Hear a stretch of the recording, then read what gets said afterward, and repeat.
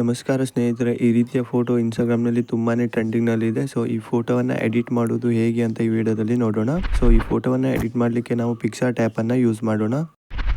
ಮೊದಲು PicsArt open ಮಾಡಿ, ನಂತರ ಎಡಿಟ್ ಫೋಟೋ ಮೇಲೆ ಕ್ಲಿಕ್ ಮಾಡಿ. ಸೊ ಇಲ್ಲಿಂದ ನೀವು ಒಂದು ಬ್ಯಾಕ್ಗ್ರೌಂಡಲ್ಲಿ ಒಂದು ಫೋಟೋವನ್ನು ಸೆಲೆಕ್ಟ್ ಮಾಡಿ. ಸೊ ನಾನು ಒಂದು ಫೋಟೋವನ್ನು ಸೆಲೆಕ್ಟ್ ಮಾಡ್ತೇನೆ ಬ್ಯಾಕ್ಗ್ರೌಂಡಲ್ಲಿ. ನಂತರ ಕೆಳಗಡೆ ಸ್ಕ್ರೋಲ್ ಮಾಡಿ ಆ್ಯಡ್ ಎ ಫೋಟೋ ಮೇಲೆ ಕ್ಲಿಕ್ ಮಾಡಿ. ಸೊ ಇವಾಗ ನಿಮ್ಮ ಫೋಟೋವನ್ನು ಆ್ಯಡ್ ಮಾಡಿ. ನಂತರ ಈ ಫೋಟೋವನ್ನು ದೊಡ್ಡ ಮಾಡಿ. ಸೊ ಬ್ಯಾಕ್ಗ್ರೌಂಡನ್ನು ರಿಮೂವ್ ಮಾಡಿ. ರಿಮೂವ್ ಬೀಜಿ ಮೇಲೆ ಕ್ಲಿಕ್ ಮಾಡಿ. ಬ್ಯಾಕ್ಗ್ರೌಂಡ್ ರಿಮೂವ್ ಮಾಡಿದ ಮೇಲೆ ಸೊ ಸ್ಕ್ರೋಲ್ ಮಾಡಿ, ಇಲ್ಲಿ ನಿಮಗೆ ಬಾರ್ಡರ್ ಆಪ್ಷನ್ ಸಿಗುತ್ತೆ, ಇದ್ರ ಮೇಲೆ ಕ್ಲಿಕ್ ಮಾಡಿ. ಸೊ ಇಲ್ಲಿಂದ ನೀವು ಬಾರ್ಡರನ್ನು ಆ್ಯಡ್ ಮಾಡಿ. ಸೊ ನೀವು ಬೇರೆ ಕಲರ್ ಬಾರ್ಡರ್ ಕೂಡ ಆ್ಯಡ್ ಮಾಡ್ಬೋದು.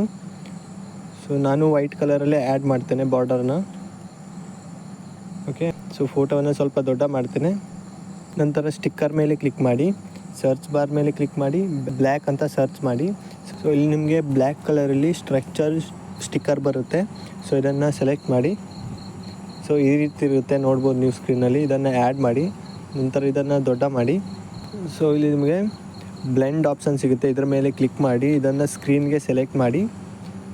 ಸೊ ಇಲ್ಲಿ ನಿಮಗೆ ಮೇಲ್ಗಡೆ ಲೇಯರ್ ಆಪ್ಷನ್ ಸಿಗುತ್ತೆ, ಇದ್ರ ಮೇಲೆ ಕ್ಲಿಕ್ ಮಾಡಿ. ಸೊ ಇಲ್ಲಿ ನೀವು ನೋಡ್ಬೋದು ಮೂವ್ ಡೌನ್ ಇದೆ ಮತ್ತು ಮೂವ್ ಅಪ್ ಇದೆ. ಮೂವ್ ಅಪ್ ಕ್ಲಿಕ್ ಮಾಡಿದರೆ ಮೇಲ್ಗಡೆ ಬರುತ್ತೆ. ಸೊ ಮೂವ್ ಡೌನ್ ಕ್ಲಿಕ್ ಮಾಡಿದರೆ ಹಿಂದ್ಗಡೆ ಹೋಗುತ್ತೆ, ನೋಡ್ಬೋದು. ನಿಮ್ಮ ಫೋಟೋದ ಬ್ಯಾಕ್ಗ್ರೌಂಡಲ್ಲಿ ಆ್ಯಡ್ ಆಗುತ್ತೆ. ಸೊ ನಾನು ಇದನ್ನು ಮೂವ್ ಅಪ್ಗೆ ಸೆಲೆಕ್ಟ್ ಮಾಡ್ತೀನಿ, ಅಂದರೆ ಮೇಲ್ಗಡೆನೇ ಆ್ಯಡ್ ಮಾಡ್ತೇನೆ.